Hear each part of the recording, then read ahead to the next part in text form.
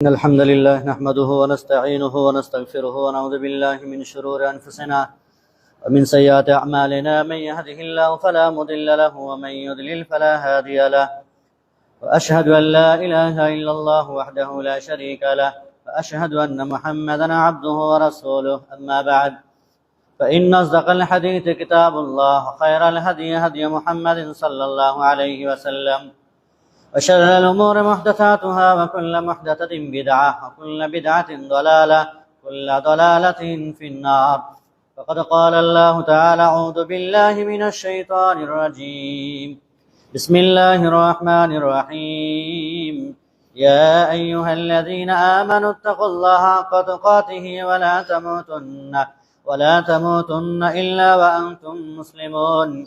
يا أيها الناس اتقوا ربكم الذي خلقكم من نفس واحدة، وخلق منها زوجها، بث منهما رجالا كثيرا ونساء، واتقوا الله الذي تساءلون به والأرحام، إن الله كان عليكم رقيبا. يا أيها الذين آمنوا اتقوا الله وقولوا قولا سديدا، يصلح لكم أعمالكم ويغفر لكم ذنوبكم، ومن يطع الله ورسوله فقد فاز فوزا عظيما. وقال الله سبحانه وتعالى: أعوذ بالله من الشيطان الرجيم. فمن يكفر بالطاغوت ويؤمن بالله فقد استمسك بالعروة الوثقى لا انفصام لها. وقال الشاعر: अभी तक पाऊ से छुट्टी है जिंजीर गुलामी की, अभी तक पाऊ से छुट्टी है जिंजीर गुलामी की, दिन आ जाता है आज़ादी का, आज़ादी नहीं आती। শ্রদ্ধেয় সম্মানিত সমবেত প্রাণপ্রিয় ভাই সকল, পর্দার অন্তরালে পর্দানসীন সম্মানিত মা বোনেরা, যাবতীয় প্রশংসা স্তুতি একমাত্র সে মহান স্রষ্টা আল্লাহ সুবহানাহু ওয়া তাআলার জন্যই। আলহামদুলিল্লাহ সুম্মা আলহামদুলিল্লাহ। অতঃপর প্রিয় নবী, প্রিয় হাবিব নবী মুহাম্মদুর রাসূলুল্লাহ সাল্লাল্লাহু আলাইহি সাল্লামের উপর সালাত ও সালাম তথা দরুদ নাযিল হোক। اللهم آمين. اللهم صل عليه، اللهم بارك عليه. اللهم صل وسلم على نبينا محمد وعلى آله وصحبه وسلم. সুপ্রিয় সম্মানিত ভাই বোনেরা, আল্লাহ সুবহানাহু ওয়া তাআলার সেই গ্রন্থ সূরা বাকারার 256 নম্বর আয়াতের প্রিয় অংশ পরিবেশন করেছি, যাকে কেন্দ্র করে যে বিষয়কে সম্মুখে রেখে আলোচনা হবে বা আলোচনা করবে ইনশাআল্লাহুল আজিজ, সেটি হলো মূলত প্রকৃত স্বাধীনতা কি। ইসলামের দৃষ্টিতে প্রকৃত স্বাধীনতার স্বরূপ। স্বাধীনতা মানুষের একটি স্বাভাবিক আকাঙ্ক্ষা। প্রত্যেক মানুষ পরাধীনতার শৃঙ্খল থেকে মুক্তি পায় বা মুক্তি পেয়ে বা মুক্ত হয়ে সম্মান মর্যাদার অধিকার নিয়ে বাঁচতে চায়। কিন্তু প্রশ্ন হলো, প্রকৃত স্বাধীনতা কি? মানুষ আসলে কিসের দাসত্ব থেকে মুক্ত হবে? শুধু নিজের ইচ্ছা মতো চলাফেরা করার নাম কি স্বাধীনতা, নাকি এর পিছনে রয়েছে আরো গভীর কোনো সত্য? ইসলাম সাধারণতভাবে স্বাধীনভাবে লাগামহীনভাবে মানুষকে জীবনযাপন বা প্রবৃত্তির অনুসরণ হিসেবে দেখেনি বা আদেশ করেনি। ইসলামের দৃষ্টিতে প্রকৃত স্বাধীনতা হলো যে ইসলামের প্রতিটি নিয়ম কানুন, ইসলামের প্রতি আনুগত্য, আল্লাহ রাব্বুল ইজ্জতের ইবাদত এবং আল্লাহ রাব্বুল ইজ্জতের ইবাদত আনুগত্য ব্যতীত সকল প্রকারের বাতিল উপাস্য থেকে নিজেকে মুক্ত করা, নিজেকে রক্ষা করা, সকল প্রকারের বাতিল দাসত্ব থেকে নিজেকে স্বাধীন করা। মানুষ যখন আল্লাহ রাব্বুল ইজ্জতকে বাদ দিয়ে তার নফসের, তার প্রবৃত্তি, তার ইচ্ছার অনুসরণ করে, অনুকরণ করে, কোনো ক্ষমতা, কোনো ব্যক্তিত্বের বা কোনো মানুষের সন্তুষ্টির দাস হয়ে যায়, তখন বাহ্যিকভাবে সে স্বাধীন হলেও আভ্যন্তরীণভাবে বা প্রকৃতপক্ষে সে কিন্তু স্বাধীন নয়, সে একজন বন্দী। প্রকৃতপক্ষে সে একজন বন্দী, সে স্বাধীন নয়। পক্ষান্তরে যে ব্যক্তি আল্লাহ রাব্বুল ইজ্জতের সামনে মাথা নত করে, যে নিজেকে আত্মসমর্পণ করে, সে দুনিয়ার অসংখ্য মিথ্যা এবং বাতিল অপশক্তি বা বাতিল প্রবৃত্তির সামনে মাথা নত করা থেকে নিজেকে মুক্ত করে। আল্লাহ রাব্বুল ইজ্জত মর্মে ব্যক্ত করেছেন: ফামান ইয়াকফুর বিত-তাগুত ওয়া ইউমিন বিল্লাহি ফাকাদ ইসতামসাকা বিল উরওয়াতিল উসকা লা ইনফিসামা লাহা। যারা তাগুতের অস্বীকার করে, আল্লাহ ছাড়া যাদের ইবাদত পৃথিবীতে হয় তাদেরকে তাগুত বলা হয়। তাগুতের ইবাদত থেকে যারা নিজেদেরকে সরিয়ে রাখে আর আল্লাহ রাব্বুল ইজ্জতের প্রতি ঈমান আনে, তাহলে সেই ব্যক্তি এমন একটি মজবুত হাতল ধারণ করলো যেটি কখনো ভেঙে যাওয়ার নয়। ধ্বংস হওয়ার নয়, তছনছ হয়ে যাওয়ার নয়। এই জন্য ইসলাম মানুষকে মানুষের গোলামি থেকে তাদেরকে রক্ষা করেছে, মুক্ত করেছে, কিন্তু নফসের গোলামিকে স্বাধীনতা বলে স্বীকৃতি দেয়নি। মন যা বলে, ইচ্ছা যা বলে সেটাই করবে, এই স্বাধীনতা ইসলাম কিন্তু সেটা দেয়নি। আল্লাহ রাব্বুল ইজ্জত পবিত্র কোরআনে বলেছেন, আর আইতা মান ইত্তাখাযা ইলাহাহু হাওয়াহু, তুমি কি ভেবে দেখেছো যারা নিজেদের নফসকে, প্রবৃত্তিকে রব বানিয়ে নিয়েছে, ইলাহ বানিয়ে নিয়েছে, মন যা বলে সেটাই করে, অর্থাৎ নিজের প্রবৃত্তিকে নিয়ন্ত্রণ করা, নিজের নফসকে কন্ট্রোল করা এবং অন্যায় জুলুম থেকে নিজেকে রক্ষা করা, মুক্ত রাখা, মানুষের অধিকারকে সংরক্ষণ করা, ন্যায় বিচার এবং সমতা প্রতিষ্ঠা করা, সত্যের সামনে নিজেকে আত্মসমর্পণ করাই হলো ইসলামের প্রকৃত স্বাধীনতার বৈশিষ্ট্য। সম্মানিত উপস্থিতি, ইসলাম একই সঙ্গে মানুষের মর্যাদা এবং অধিকারকে সংরক্ষণ করেছে। দিনের ক্ষেত্রে ইসলামে কোনো জোর জবরদস্তির কথা ইসলাম বলেন। নবী আলাইহিস সালাম, আল্লাহ রাব্বুল ইজ্জত পবিত্র কোরআনে বলেছেন, লা ইকরাহা ফিদ-দীন, দিন ইসলামের ভিতরে কোনো জোর জবরদস্তি নেই। অর্থাৎ কাউকে জোর জবরদস্তি করে, চাপ প্রয়োগ করে, বল প্রয়োগ করে, ক্ষমতার বলে, শাসনের বলে তাকে ইসলাম কবুল করাবেন, ইসলামের ধারে কাছে নিয়ে আসবেন, এটি অনুমোদন দেওয়া হয়নি। তবে হ্যাঁ, এর অর্থ এও নয় যে ইসলামে কোনো জোর জবরদস্তি নেই মানে আপনি কাউকে জোর করে নামাজ পড়াতে পারবেন না। মুসলিম হয়ে গেছে, মুমিন হয়ে গেছে, তার জন্য ইসলামের প্রতিটি বিধান মান্য করা বাধ্য, ওয়াজিব, তার উপরে অপরিহার্য, সে বদ্ধপরিকর। মুসলিম আর মুমিন হয়ে যাওয়ার পর যদি কেউ বলে যে ইসলামে তো জোর জবরদস্তি নয়, না, মানে জোর জবরদস্তি করে কাউকে ইসলাম কবুল করানো যাবে না, এটা হলো বিষয়। কিন্তু ইসলাম যখন কেউ কবুল করবে, ঈমান নিয়ে এসছে, কথা বলবে, ইসলামের প্রতিটি বিধান তার উপরে ওয়াজিব, বাধ্য সে মানতে, তখন কিন্তু বললে হবে না যে জোর জবরদস্তি ইসলামে চলে না। এই আয়াতের এটি মূলত অর্থ নয়। ইসলাম ব্যক্তি স্বাধীনতার নামে কোনো নৈতিকতা, শরীয়তের বিধান এবং অন্যের অধিকারকে ধ্বংস করারও অনুমোদন দেয় না। মানুষ তখনই প্রকৃত স্বাধীন যখন সে সৃষ্টির গোলামি ছেড়ে স্রষ্টার গোলামি করে। পৃথিবীর বিভিন্ন জীবজন্তু আর পশু পক্ষী আর মখলুকাতের গোলামি ছেড়ে যখন মানুষ খালেকের গোলামি করে, তখনই হলো সে প্রকৃত স্বাধীন। আল্লাহ সুবহানাহু ওয়া তাআলা পবিত্র কোরআনে বলছেন, ওয়া ইয নাজাইনাকুম মিন আলি ফিরআউন ইয়াসুমুনাকুম সুআল আযাব, স্মরণ করো সেই সময়গুলোকে। বিশেষ করে বনী ইসরাঈলদেরকে লক্ষ্য করে আল্লাহ তাআলা বলছেন, স্মরণ করো যেই সময় আল্লাহ তাআলা তোমাদেরকে ফিরআউনের বংশধর থেকে রক্ষা করেছিলেন, মুক্তি দিয়েছিলেন, যে ফিরআউন বাহিনীরা তোমাদের উপর বিভিন্ন প্রকারের জুলুম, অত্যাচার, কঠিন থেকে কঠিন শাস্তি চাপিয়ে দিয়েছিল। তারা পুরুষরা সন্তান হলে, পুত্র সন্তান হলে হত্যা করত, নারী হলে তাদেরকে ছেড়ে দিত। এই ধরনের পরীক্ষা আল্লাহ রাব্বুল ইজ্জতের পক্ষ থেকে এসেছিল বনী ইসরাঈলদের কাছে। উর্দু কবি বলছেন, अभी तक पाऊ से छुट्टी है जिंजीर गुलामी की, अभी तक पाऊ से छुट्टी है जिंजीर गुलामी की, दिन आ जाता है आजादी का, आजादी नहीं आती। এখনো পায়ের শৃঙ্খল কাটেনি দাসত্বের আমাদের। স্বাধীনতার দিন তো আসে, তবে স্বাধীনতা আসে না। মানুষ দাসত্ব করেছে, বিভিন্ন ব্যক্তি, বিভিন্ন ক্ষমতার, বিভিন্ন মানুষের স্বাধীনতা আসে, তবু স্বাধীনতা যে আসে না। সম্মানিত উপস্থিতি, স্বাধীনতা এমন একটি শব্দ যা কানে পৌঁছানো মাত্রই মানুষের হৃদয়ে আনন্দ, হেলদোল, সম্মান এবং মর্যাদার অনুভূতি জাগিয়ে তোলে। পৃথিবীর প্রতিটি মানুষই চায় সুশৃঙ্খল ভাবে, স্বাধীনভাবে, বন্দিহীন অবস্থায় আমরা জীবনযাপন করি, মুক্তি লাভ করি, এবং প্রত্যেকটি জাতি নিজেদের স্বাধীনতা লাভকে সবচাইতে সর্বশ্রেষ্ঠ জীবন এবং অর্জন মনে করেছে। আমাদের দেশগুলো পরাধীন ছিল অন্যের কাছে। স্বাধীনতার যে একটি আমেজ, একটি আনন্দ, যে যে জাতি, যে যে দেশ স্বাধীনতা অর্জন করেছে, তারা যে সুখ শান্তিতে আছে, বিভিন্ন একটি কৃতিত্ব অর্জন করেছে, কথা বলার অপেক্ষা রাখে না। নিঃসন্দেহে কোনো মানুষ, কোনো জাতির উপর যখন কোনো জুলুম নির্যাতন হয়, অন্যায় অত্যাচার হয়, সেই অত্যাচার থেকে, জুলুম নির্যাতনের শৃঙ্খল থেকে যখন সে মুক্ত লাভ করে, তখন মনে রাখতে হবে এটি আল্লাহ রাব্বুল ইজ্জতের পক্ষ থেকে মহান একটি নিয়ামত। আল্লাহ রাব্বুল ইজ্জত আমাদেরকে সেই নিয়ামত দান করেছেন। কিন্তু ভেবে দেখবেন, কোন মানুষ যদি ব্যক্তিত্বের স্বাধীনতা থেকে, ব্যক্তিত্বের দাসত্ব থেকে মুক্ত না হয়, নফসের দাস থেকে মুক্ত না হয়, কুসংস্কারাচ্ছন্ন রীতি রেওয়াজ থেকে নিজেকে মুক্ত না করে, হিন্দুয়ানা কালচার, অন ইসলামিক রীতিনীতি থেকে যদি মুক্ত না হয়, তাহলে সত্যিকার অর্থে কি সে স্বাধীন হলো? যারা মখলুকের দাসত্ব গ্রহণ করছে, তারা কি প্রকৃতপক্ষে স্বাধীন? তাহলে মানুষকে শুধু বাহ্যিক দাসত্ব থেকে মুক্ত নয়, বরং সকল প্রকারের বাতিল এবং মিথ্যা দাসত্বের বন্ধন থেকে মুক্ত করতে হবে। ইসলাম এটাই আমাদেরকে শিক্ষা দিয়েছে। সম্মানিত উপস্থিতি, আজকের আলোচনায় আমরা বিশেষ করে জানার চেষ্টা করব যে ব্যক্তিত্ব থেকে কিভাবে আমরা মুক্তি পাবো, ধর্মীয় স্বাধীনতা, নাফসের দাসত্ব থেকে মুক্তি আমরা কিভাবে পাবো, ব্যক্তিত্বের গোলামি থেকে, ন্যায় বিচার, সমতা, জুলুম, নির্যাতন থেকে কিভাবে আমরা মুক্তি পাবো, এবং মানুষ দুনিয়া ও আখেরাতে মুক্তির প্রকৃত স্বরূপ কি হবে, কোরআন ও সুন্নাহর আলোকে স্বাধীনতার প্রকৃত দাবি কি, মানুষ কোন পরাধীনতার শৃঙ্খলে আবদ্ধ, স্বাধীনতার কি ধারণা উপস্থাপন করেছে ইসলাম, একজন মুসলিম কোন স্বাধীনতা অর্জন করেছে বা করবে, তার কি উপায় হবে, প্রকৃত স্বাধীনতার মূলনীতি আমাদেরকে ভাবার প্রয়োজন আছে। স্বাধীনতার সংজ্ঞা, ডেফিনেশন গুলো আমাদের ভাবার প্রয়োজন আছে যে আমরা কেন আবদ্ধ জীবন যাপন করছি। কোরআন ও সুন্নাহ কি এই ধরনের স্বাধীনতা সম্পর্কে আমাদেরকে দিক নির্দেশনা দিয়েছে।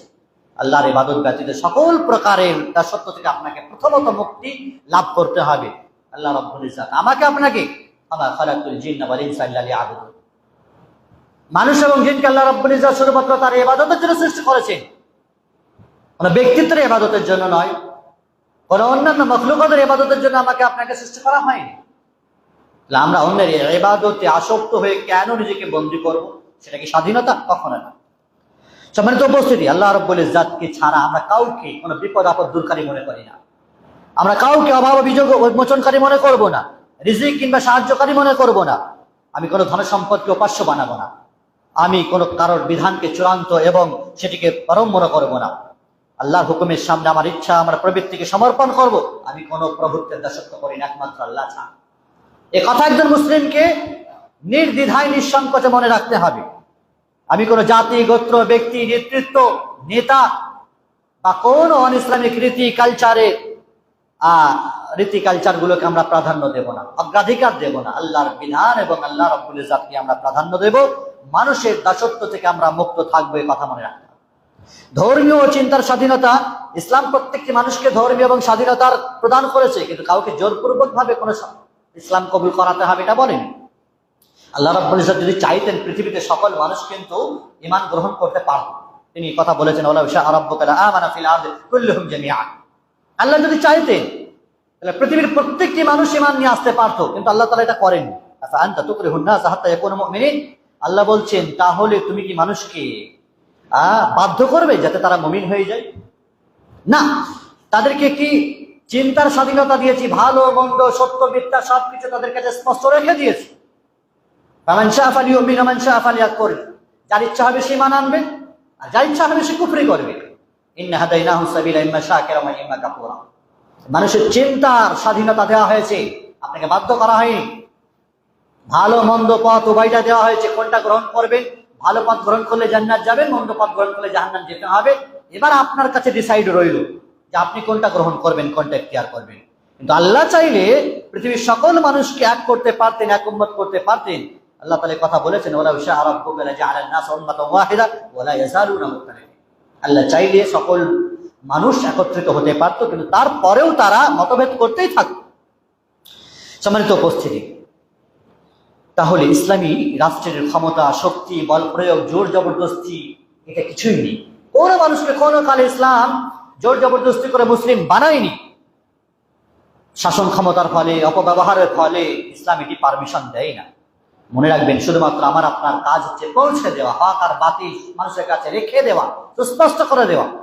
যার ভালো লাগবে যেটা সে খুব গ্রহণ করবে, যে পথ অবলম্বন করবে সেই পথের ফলাফল তার কাছে রয়েছে, আল্লাহ রাব্বুল ইজ্জাত দেবেন। ওমর ইবনে খাত্তাব রাদিয়াল্লাহু আনহু যখন আহলে বাইতুল মুকাদ্দাসকে একটা নিরাপত্তার চিঠি লিখছেন, সেই সময় তিনি বলছেন, আতাহুম আমানান লিআনফুসিহিম ওয়া আমওয়ালিহিম ওয়া লিকানাইসিহিম ওয়া সুলবানিহিম, যে তাদের জান মাল, আহলে বাইতুল মুকাদ্দাসদের জান মাল, তাদের দাস দাসী, তাদের গির্জা, তাদের উপাসনালয়, তাদের সুস্থতা অসুস্থতা সবকিছুর জন্য নিরাপত্তা এবং আশ্রয় প্রদান করা হলো। এবং তাদের সমগ্র সম্প্রদায়ের পক্ষ থেকে অঙ্গীকার করা হলো যে মুসলমানদের বসবাসের স্থান এবং অধিকারভুক্ত করা হবে না তাদের গির্জাগুলোতে। অর্থাৎ মুসলমানদের ক্ষমতা আছে, আধিপত্য আছে বলে গির্জা বা বিভিন্ন উপাসনালয়গুলোকে মুসলমান কবজা করবে, এই পারমিশন দেওয়া হলো না। ওমর ইবনে খাত্তাব রাদিয়াল্লাহু আনহু তার শাসন আমলে আহলে বাইতুল মুকাদ্দাসদের নিরাপত্তার স্বার্থে চিঠি লিখছেন এবং এই কথাও বলছেন যে তাদের গির্জা উপাসনালয়গুলোকে ধ্বংস করা হবে না, তাদের উপাসনালয় ধর্মীয় স্থানগুলোর সম্পদের কোনো ক্ষতি করা হবে না এবং ধর্মের ব্যাপারে কোনো জবরদস্তি করা হবে না। এবং তাদের মধ্য থেকে কাউকে কোনো ধরনের কষ্ট দেওয়া হবে না।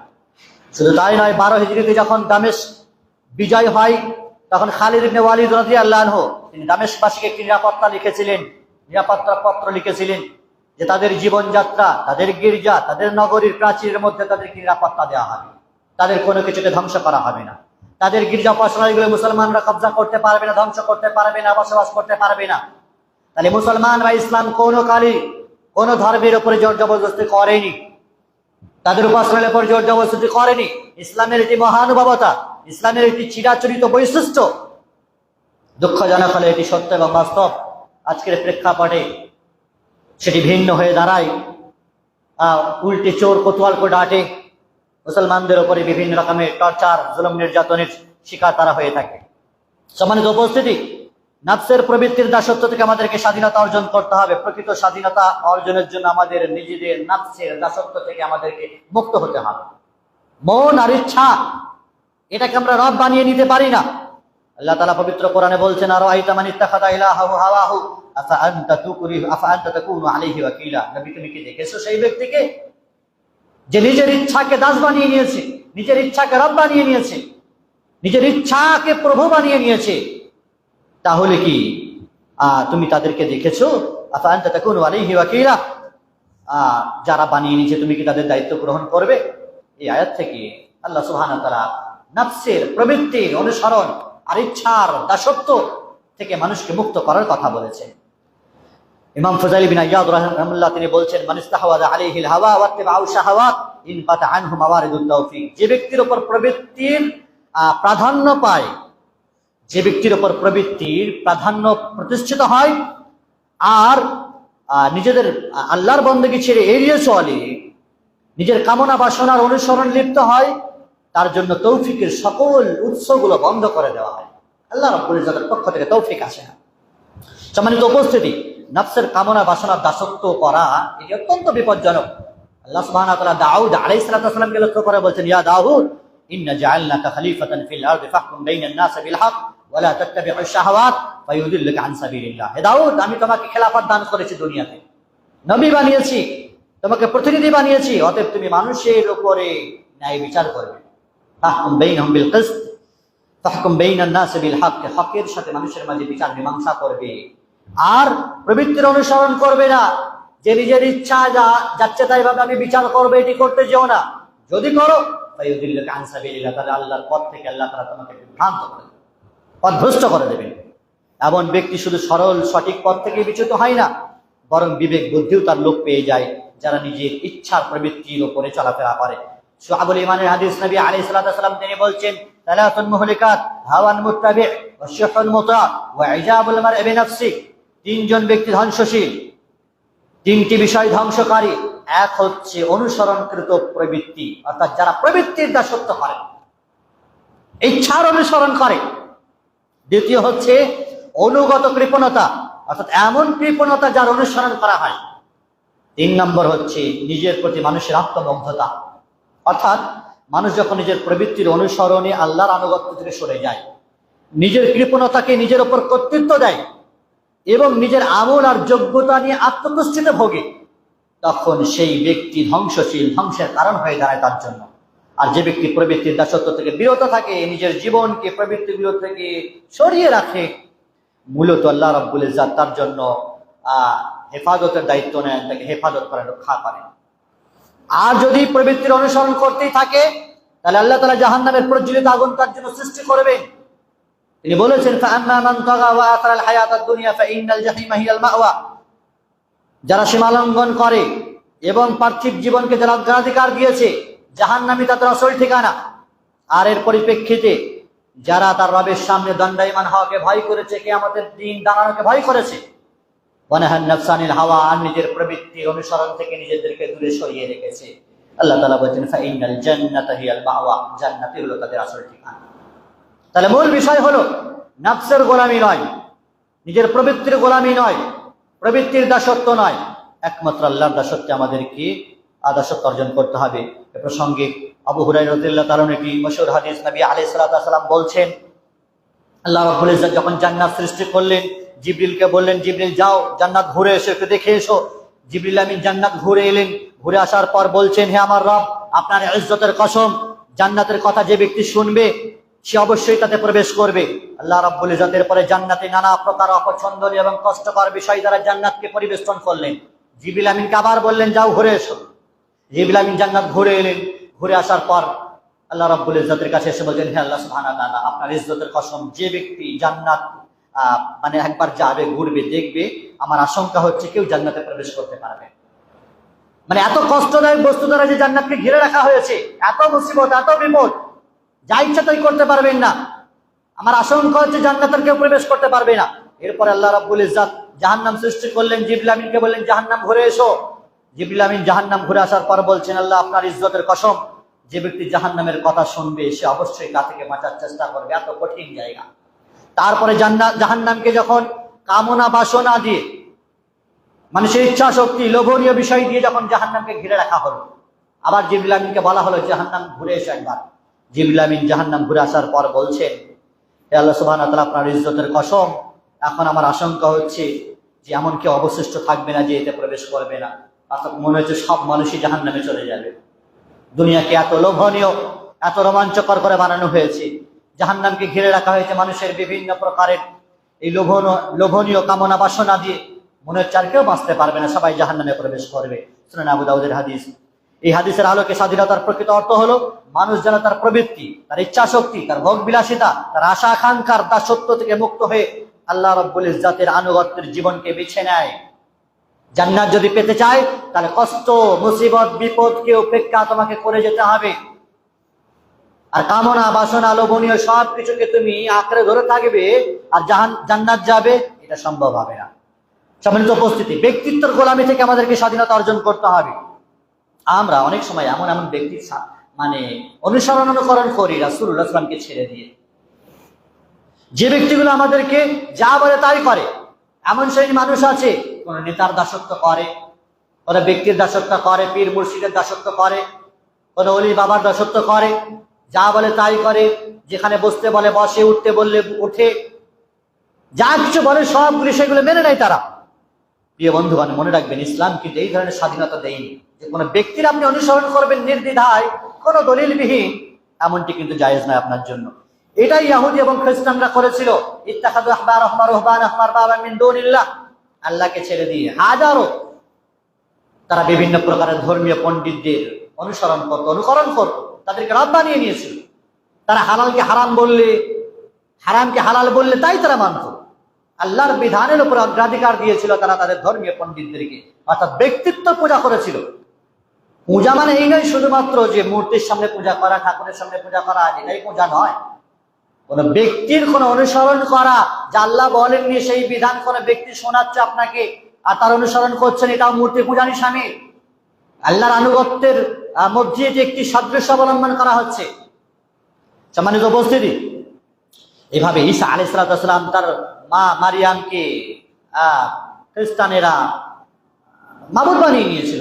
আল্লাহ তাআলা কিয়ামতের দিন ঈসাকে বলবেন, ঈসা আলাইহিস সালামকে বলবেন, আনতা কুলতা লিন-নাসি ইত্তাখিযুনি ওয়া উম্মি ইলাহাইনি মিন দুনিল্লাহ, তুমি কি লোকেদেরকে বলেছিলে যে আমি এবং আমার মা এই দুজন ইলাহ, মাবুদ? ঈসা আলাইহিস সালাম বলবেন, সুবহানাকাল্লাহ, আপনি তো পুত পবিত্র, এই কথা আমার জন্য কখনো শোভনীয় হয় যে আমি বলতে পারি যে আমার ইবাদত করো বা আমি এবং আমার মা মাবুদ? কখনোই না। ইন্নী আব্দুল্লাহ, তিনি তো মায়ের পরে শৈশবকালেই বলেছিলেন আমি আল্লাহর বান্দা। সম্মানিত উপস্থিতি, অনুরূপভাবে আইন এবং ন্যায় বিচারের দৃষ্টিতে সমতার স্বাধীনতা, প্রকৃত স্বাধীনতা তখনই প্রতিষ্ঠিত হতে পারে যখন সমাজে ধনী গরিব আর বিভিন্ন শ্রেণীর মানুষ, জাত পাত, ব্যক্তি সকলের ঊর্ধ্বে আইনকে সমান চোখে রাখা হবে। আল্লাহ রাব্বুল ইজ্জত ইসলাম সেটা বলেছে, ইয়া আইয়ুহান নাস ইন্না খালাকনাকুম মিন যাকারিন ওয়া উনসা। আল্লাহ বলছেন, পুরুষ এবং নারী উভয়কে সৃষ্টি করেছি, বিভিন্ন গোত্র সৃষ্টি করেছি যাতে করে একে অপরকে চিনতে পারো। আর প্রকৃত মানদণ্ড, প্রকৃত ভালোবাসা, প্রকৃত সম্মানের অধিকারী তোমাদের মধ্যে সেই যে ব্যক্তি আল্লাহর কাছে সবচেয়ে আল্লাহর। সম্মানিত উপস্থিতি, প্রকৃত স্বাধীনতা প্রতিষ্ঠার জন্য নবী আলাইহিস সালাম যে ভাষা আর যে অবস্থানগুলো আমাদের কাছে ছেড়ে গেছেন, তিনি বলেছিলেন, ওয়াইমুল্লাহ লাউ আন্না ফাতিমাতা বিনতে মুহাম্মদ সারাকাত লাকাতা'তু ইয়াদাহা, সহিহ বুখারীর হাদিস। আল্লাহর কসম, যদি মুহাম্মাদের কন্যা ফাতেমাও চুরি করে তারও হাত কেটে দিতাম। এটা হলো ইসলামের বিধান। রাজা বাদশার মেয়ে বলে, রাজা বাদশার খানদান পরিবার বলে, ধনীর পরিবার বলে যে তাকে ছাড় দেবেন, গরিবের বলে তার উপর সকল বিধান কায়েম হবে, এমনটি নয়। আমাদের দেশগুলিতে ভিন্ন ভিন্ন আইন হয়। কোনো বড় লোক ধনী ব্যক্তি যদি কোনো অপরাধ করে, কোনো দুর্নীতি করে, টাকা পয়সা লুটপাট করে, তাকে বিদেশ পাঠিয়ে দেওয়া হয়, পাচার করে দেওয়া হয়, বাঁচিয়ে দেওয়া হয়। ঠিক একই অপরাধে কোনো গরিব, কোনো অসহায় ব্যক্তি যদি জড়িয়ে পড়ে, সামান্য 1 টাকা 2 টাকা চুরি করে, এমন এমন ক্রিম আর অত্যাচার জুলুম হয়, মনে হয় বিরাট অপরাধী। কোনো বিত্তশালী সম্পদশালী বিভিন্ন প্রকারের দুর্নীতি করলে, জেনা ব্যভিচারে লিপ্ত হলে, প্রতিপত্তির জোরে, ক্ষমতার জোরে তারা সেই মামলা থেকে বেঁচে যায়। অসহায় দরিদ্র হলে তার উপরে বিভিন্ন প্রকারের কেস দিয়ে তাকে জেল পাঠানো হয়, বন্দী করা হয়। এই ধরনের আইন এবং ন্যায় বিচার দৃষ্টিতে স্বাধীনতা এটি। ইসলাম এই স্বাধীনতা দেয়নি আমাদেরকে। সকল শ্রেণী, জাত পাত, গোত্র, বর্ণ, সকল প্রকারের মানুষ সমান, এ কথা মনে রাখতে হবে। أقول قولي هذا أستغفر الله لي ولكم ولسائر المسلمين من كل ذنب فاستغفروه وأتوب إليه إنه هو الغفور الرحيم. الحمد لله رب العالمين، العاقبة للمتقين، والصلاة والسلام على أشرف الأنبياء والمرسلين نبينا محمد وعلى آله وصحبه وسلم تسليما كثيرا وبعد। সম্মানিত উপস্থিতি, জুলুম এবং নির্যাতন থেকে স্বাধীনতা। জুলুম এবং নির্যাতন শুধুমাত্র এই যুগে নয়, বরং পূর্ব যুগে বনী ইসরাঈলদের উপর যে জুলুম নির্যাতন ছিল, বনী ইসরাঈলরা নবী মূসা এবং হারুন 2 ভাইকে যখন ফেরাউনের কাছে পাঠানো হলো, আল্লাহ রাব্বুল ইজ্জত বলেন ফাতিয়া ইলা ফিরআউন ফাতিয়া ফিরআউন ফাকুলা ইন্নামা রাসূল রাব্বিল আলামিন, তাদের কাছে গিয়ে বলো যে আমরা রবের পক্ষ থেকে এসেছি। তারা গেলেন এবং বললেন যে আনি আরসিল মা'আনা বনী ইসরাঈল, আমাদের সাথে বনী ইসরাঈলকে যেতে দেওয়া হোক। অর্থাৎ বনী ইসরাঈলের মুক্তির জন্য, তাদের স্বাধীনতার জন্য আওয়াজ তুলেছিলেন মূসা এবং হারুন। বনী ইসরাঈলরা চরম নির্যাতনের ক্ষেত্রে তারা স্বাধীনতার কথা বলেছিলেন। তাহলে আমাদেরকে ওই কথা ভেবে রাখতে হবে যে আমাদের দেশ স্বাধীন হওয়ার পরেও কি আমরা নিপীড়িত অবস্থায় আছি? আমাদের উপর কি কোনো ধরনের জুলুম অত্যাচার হচ্ছে? একজন বিচারক হিসেবে আমি কি কোনো মানুষের প্রতি অন্যায় বিচার করছি? একটা মানুষকে ভাবতে হবে।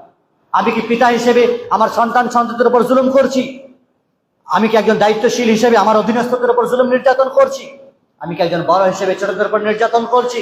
আমি প্রধানমন্ত্রী, মুখ্যমন্ত্রী হিসেবে আমার জনগণের উপরে নির্যাতন করছে কিনা, এ কথা আমাদেরকে মাথায় রাখতে হবে। জুলুম নির্যাতনের সীমা যখন অতিক্রান্ত হয়, বাড়াবাড়ি হয়ে যায়, আল্লাহ রাব্বুল ইজ্জত কিন্তু তাকে ছাড়েন না, বলে আতাদু ইন্নাহু লা ইউহিব্বুল মুআতাদিন। সীমা লঙ্ঘন করিও না, সীমা লঙ্ঘনকারীদেরকে আল্লাহ ভালোবাসেন না। এবং জুলুম অত্যাচারের যে অত্যন্ত পরিণতি ভয়াবহ, সে কথাও সেই বুখারীতে বর্ণিত। নবী আলাইহিস সালাতু ওয়াস সালাম তিনি বলছেন, মুআবিয়া রাদিয়াল্লাহু আনহুকে যখন ইয়ামানে পাঠাচ্ছেন, নবী আলাইহিস সালাতু ওয়াস সালাম বলছেন ইত্তাকি দাওয়াতাল মাজলুম, মাজলুমদের, অত্যাচারিতদের বদদুয়া থেকে বাঁচবে তুমি। লাইসা বাইনাহা বাইনাল্লাহি হিজাব, কারণ মাজলুমদের আর আল্লাহর মাঝে কোনো পর্দা থাকে না, তাদের দোয়া আল্লাহ রাব্বুল ইজ্জতের কাছে কবুল হয়ে যায়। একজন উর্দু কবি অত্যন্ত সুন্দর করে বলেছেন, মাজলুম কি দিল কা হর নালা তাসির মে ডুবা होता है, जुल्म को कोई जाकर बेखबर अंजाम सितम क्या होता है, जब जुल्म गुजरता है हद से, जब जुल्म गुजरता है हद से, कुदरत को जलाल आ जाता है, फिरौन का सर जब उठता है, मूसा कोई पैदा होता है। মজলুমের হৃদয় হতে উঠা প্রতিটি হাজারি প্রভাবের সাগরে ডোবে, ব্যথায় ভরা তারই ভারী। জালিমকে গিয়ে কেউ বলো জুলুমের হাল কি হয় বা জুলুমের ফল কি হয়, অন্যায়ের এই খেলায় শেষ কি পরিণতি হয়। যখন জুলুম সীমা ছাড়ায়, বাড়ে যখন অত্যাচার, তখন জেগে ওঠে কুদরতের মহাশক্তির হুঙ্কার। যখন ফেরাউনের মাথা হুঙ্কারে উঠে উঁচু, তখন কোন মূসা আসে ভেঙে দিতে তারই কুচকা আওয়াজ কিছু। যুগে যুগে জালিম অত্যাচার আসবে, কিন্তু সেই সময় আল্লাহ তাআলা মূসা আলাইহিস সালামকে পাঠিয়েছিলেন, এরকম ধরনের ব্যক্তিও আসবে। মনে রাখবো আমরা এই কথা, যে প্রকৃত স্বাধীনতা মানা হলো সকল প্রকারের জাহিলিয়াতের রীতি নীতি থেকে, প্রথা থেকে আমাদেরকে মুক্ত লাভ করতে হবে। বন্দী যারা হয়ে আছে তাদেরকে মুক্তি দান করতে হবে, এবং বন্দীদের ক্ষেত্রে মুক্তি দানের যে পণের ক্ষেত্রে আল্লাহ সুবহানাহু ওয়া তাআলা ফাতাহরির রাকাবাতিন মুমিনা বলেছেন। একজন মুমিনা নারীকে, মুমিন দাসকে মুক্ত করার কথা বলেছেন।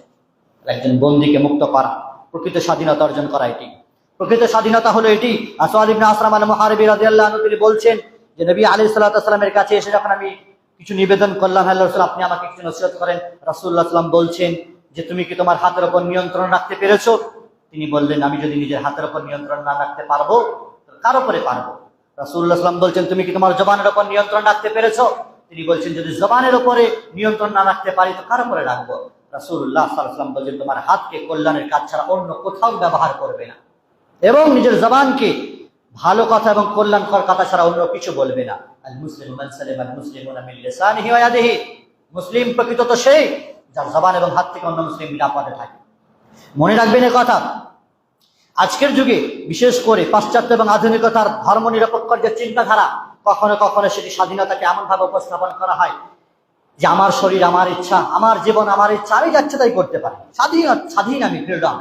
ইসলাম সেই স্বাধীনতা দেয়নি যে আপনার শরীর আপনার ইচ্ছা আপনার ক্ষমতা আপনি যেমন তেমন করে চলতে পারেন, এটা ইসলাম নয়। ওটা পাশ্চাত্যের মতবাদ চিন্তাধারা, সেকুলারিজমদের একটি মতবাদ চিন্তাধারা, নাস্তিক্যবাদের এটি চিন্তাধারা। ইসলাম আপনাকে বলেনি স্বাধীনতা ফ্রিডম মানে এই নয় যাচ্ছে তাই আপনি করবেন। এই স্বাধীন আমাদেরকে আল্লাহ তাআলা স্রষ্টা দেননি। প্রকৃত স্বাধীনতা হলো নিজের প্রবৃত্তির দাস থেকে মুক্ত হয়ে আল্লাহর আনুগত্যে নিজের জীবনকে পরিচালনা করা। এমন স্বাধীনতা যার দ্বারা নিজের এবং অন্যের অধিকারকে রক্ষা করা যায়, মান সম্মান এবং নিরাপত্তা যেন রক্ষা থাকে, এটা হলো প্রকৃত স্বাধীনতা। আত্মহত্যা এবং ব্যক্তি স্বাধীনতা সম্পর্কে ইসলামের দৃষ্টি রয়েছে। আপনার শরীর আপনার ইচ্ছা, আপনি নিজে আত্মহত্যাও করতে পারেন না।